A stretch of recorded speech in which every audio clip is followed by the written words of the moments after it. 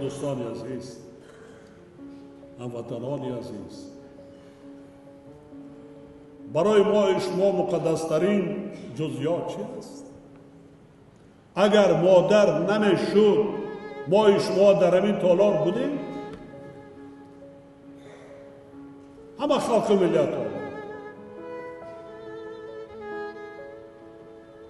ها پیغمبر حضرت محمد را مادر زن به دنیا آفرید. پیغمبران و صحابه همه روی انسان را زن مادر می آفرید. ما میبینیم که در بعضی کشورها چقدر بی‌اعتنایی نسبت به مادران است. چرا؟ برای چی؟ ما چرا دوست نداریم؟ با تاجیکان در عرفیان میگویند وقتی انسان را پدرش از دنیا گذشت میگوید که نیم یتیم شد. وقتی مادرش گذرد اگر باشد میگوید یتیم شد.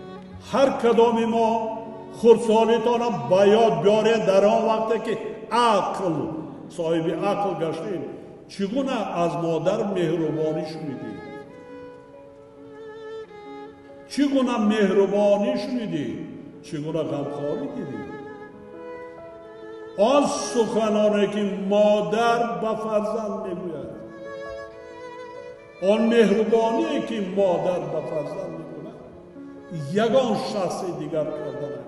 من این سخن را برای آن گفته ایستادم، مثلا به جوانان، به مردها، جوان مردها نسبت به بانوان، نسبت به زنهای خود، نسبت به مادران خود، نسبت به دختران بی‌اعتنایی نکنید، بی‌حرمتی نکنید.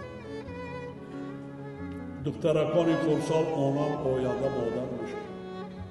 آنها هم انسان هستند.